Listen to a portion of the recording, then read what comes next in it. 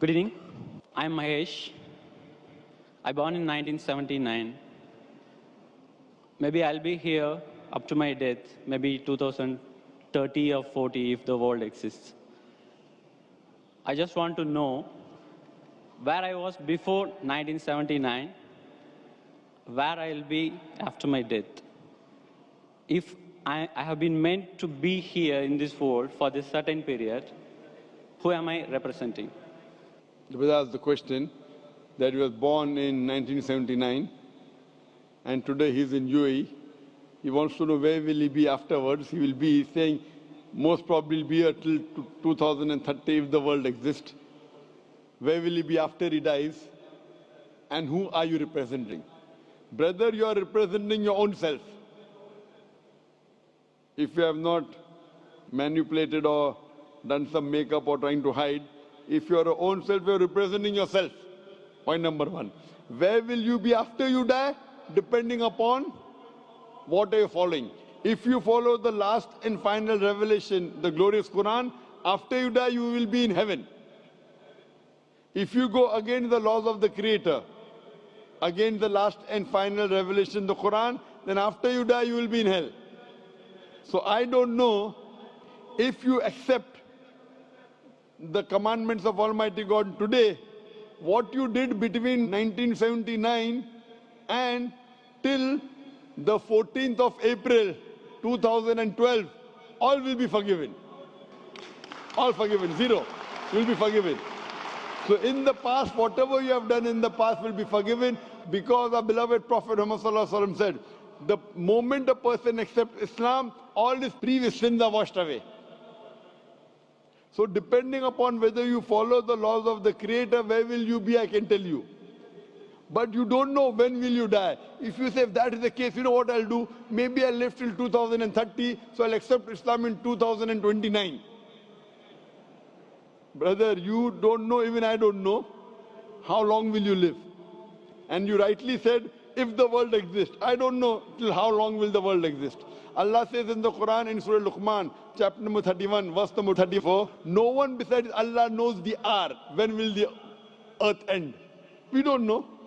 Whether it'll stay for a few years, for a few decades, we don't know. How long will you live and I live? I don't know. So the best is the moment you come to know the truth, accept it. All the past sins will be forgiven. Then you try and practice and follow as much as you can. So where will you be after you die depends upon you. I can only guide you. Allah says in the Quran in Surah Ghashiyah, chapter number 88, verse number 21-22, Allah says, فَذَكِّرْ إِنَّمَا أَنْتَ مُذَكِّرْ. He tells the Prophet, your job is to deliver the message. Giving hidayah is in the hands of Allah subhanahu wa ta'ala. So I want to ask you, brother, after you die, do you want to go to heaven or hell?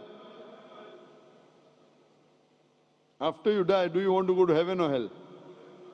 To be frank, I don't know. You don't know. Because for me, the heaven and hell is here. It's up to us. Yes, this is temporary heaven, hell, temporary. As I mentioned earlier, Quran says in Surah Mulk, chapter number 67, verse number 2, Allazi khalaqal mauta wal hayata. It is Allah who has given you death and life so that He may test which of you is good in deeds. This is a test. And an average man lives in this world for about 70 years, 60 years. Some die at the age of 20, some 50, some live for 100 years. Average maybe 60 to 70 years. So this is temporary phase. The next life is eternal. So you say heaven and hell is here. And then if you try to make this life heaven by going after luxury, enjoying life, drinking alcohol, your next life becomes hell. Because Quran, Allah says in Surah Hud that those who want this world, Allah will give you this world but will not give you in the next life. Those who care for next life, Allah will give you next life, also this life. So as a businessman, if someone tells you that I will give you little trouble, difficulties for the 70 years, next life eternal, unending, always pleasure. So this life is 0.00001% of the next life. As a businessman, you wouldn't mind saying, okay, I don't mind trouble in this couple of, small percentage. Like before the examination, you struggle, you stay awake, you don't sleep, or you sleep less. and then you appear for the examination. So that few days before that you struggle and you study, so that in future it is good for you. So similarly, brother, this life is a test for the hereafter. If you're a Hindu, if you're Mahesh, and if you believe in the Hindu scriptures, same the Veda says. If you read Rig Veda, book number 10, chapter number 16, verse number 4 to 5, talks about Punar Janam. Punar means next, Janam means life. Same thing what the Quran says about next life. So this life you come, and there's next life. Being born, dying, cycle of birth, rebirth is not mentioned in the Vedas. It talks about Punar Janam means next life, which is there in the Quran. So a really good person would think about, as a better businessman, that the next life is multiple times. Multiple, keep on multiplying. This life is a small, negligible 0.00001% compared to the next life. So as an intelligent person, you wouldn't mind taking trouble in this life so that your next life becomes paradise and heaven. So, brother, would you like in the next life to go to heaven or hell? Brother? Yes, sir. Would you like to go in the next life into heaven or hell? No, sir. I don't think I will be having a next life, because if I am going to have a next life. Do you believe in the Hindu scriptures? Yes, sir. You believe? Do Not you believe in the Vedas? Scriptures, some of the points. Do you believe in the Vedas? Yes. I don't know big about the Vedas. But you believe it to be sacred, correct? Sorry? Do you believe it to be from God? No, I feel I am God. You are God. All are God. That's what Hinduism says. Aham Brahmasmi. What is the definition of God?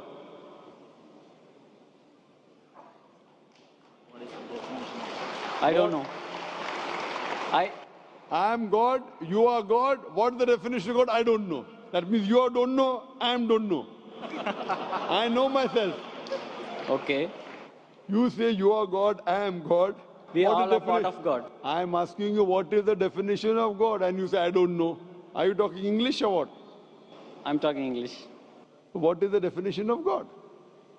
I cannot define, sir. Just I can feel. So without defining, you're saying you are God and I am God? But I can realize, sir.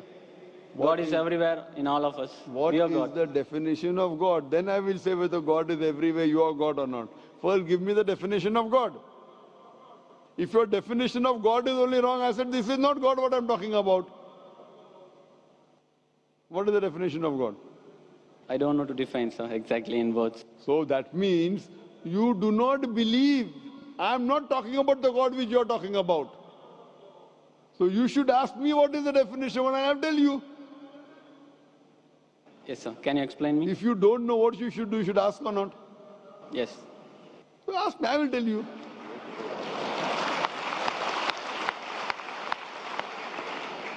The definition of God come to according to Vedas and Upanishad, then I come to the Quran. If you read the Upanishad, Chandogya Upanishad, chapter number 6, section number 2, verse number 1, Ekam Evidityam. God is only one without a second. It's mentioned in Shvetasvatara Upanishad, chapter number 6, verse number 9. Nachasya kasij janitana chadipa. A Sanskrit quotation which says that of that God, he has got no superior, he has got no parents. Almighty God has got no Lord, no superior, no mother, no father. It's mentioned in Shvetasvatara Upanishad, chapter number 4, verse number 19. Na tasya pratima asti. Of that God there is no pratima. Pratima is the Sanskrit word which means image, picture, portrait, sculpture, statue.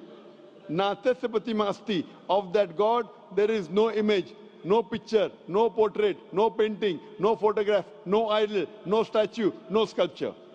Same thing is repeated in Yajurved, chapter number 32, verse number 3. Na tasya pratima asti. Of that God there is no image, there is no picture, there is no portrait, there is no photograph, no sculpture. Furthermore, it says in the Brahma Sutra of Hinduism, Ekam Braham Dyotya Naste, Nina Naste Kinchan. There is only one God, not a second one, not at all, not at all, not in the least bit. So based on this definition, God is one, there's nothing like him. And the Quran further says in Surah Ikhlas, chapter number 112, verse number 1 to 4, the definition of God is, Qul huwallahu ahad. Say it's Allah one and only. Allahu samad. Allah the absolute eternal. Lam yalid wa lam yulad. He begets not, nor is he begotten. Wa lam yakul lahu kufuwan ahad. There's nothing like him. Qul huwallahu ahad. Say it's Allah one and only. Are you the only human being? Am I the only human being? Yes or no?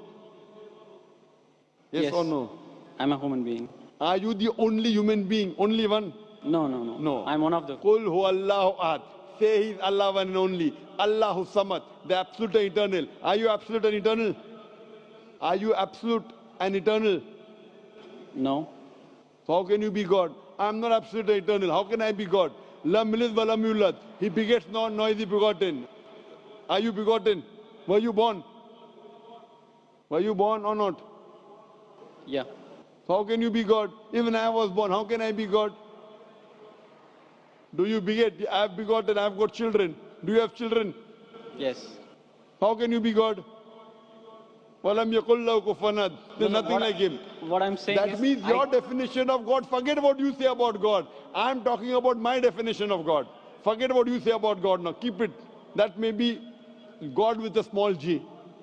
I'm not talking about God with a small g, what you're talking about. I'm talking about God with a capital G. He's only one. He's all powerful. He's absolute. He begets not, nor is he begotten. There's nothing unto like him. Based on this definition, can you call yourself God? Can I call myself God? if you wish, you can. I asked you the question, are you born? You're saying yes. If you wish, then you'll be called a lunatic. No, sir. What I'm feeling is, What I am a I'm telling- part of the God. You were saying the only one God, no? I feel I am the part of it. The big one. We all are part of it. Maybe we got detached, as like this world got detached your from the sun. definition of God. That's not the definition of God of Vedas. It's not the definition of God of Quran. So therefore I say this God is a different God. I'm not talking about the God that you believe in. I'm talking about the God which I believe in. He's one. He's not part of everything. Your God, forget about it. Keep it at the side now. Fine? The God, what you're talking, keep it at the side. I'm talking about the definition of my God. You understand? He is only one. He's all powerful. Are you all powerful? Are you all powerful? Not all powerful. So you are not the God I'm talking about. What God you're talking about, keep that God aside. Okay. Okay? My God I'm talking about. Therefore, La ilaha, there is no God. All the other false gods are wrong. You keep it aside. I'm talking about the correct definition. Someone is talking about 2 plus 2 is equal to 5. That equation, keep it at the side. The God that I'm talking about, the entity I'm talking about, He is one. He is all powerful. He is absolute. He begets not, nor is he begotten. He is not born. He does not give birth to anyone. And there's nothing like him. He's only one. Do you believe in such a God? No, sir, I don't believe. That's the problem. That means you are not believing in the true God. My request to you is, you read your Hindu scriptures, all the quotation I gave, go and read the translation No, of the sir, Quran, I am- try and find out the true God. Not these fake gods, I am God, you are God. I don't consider myself God. You are calling me God, so I'll say yes, I'm God. I'm not a fool to accept you that I'm God. You want to go to hell, go. I don't want you to take me to hell. I'm going to go to heaven. I want to take you to heaven. But to take you to heaven, if I agree with you that you're God and I'm God, we both will go to hell. I prefer we both go to heaven. Therefore, I request you read your scripture, the Vedas, the Upanishad, read the Quran, educate yourself, and join me. We both will go to heaven, inshallah. Thank you.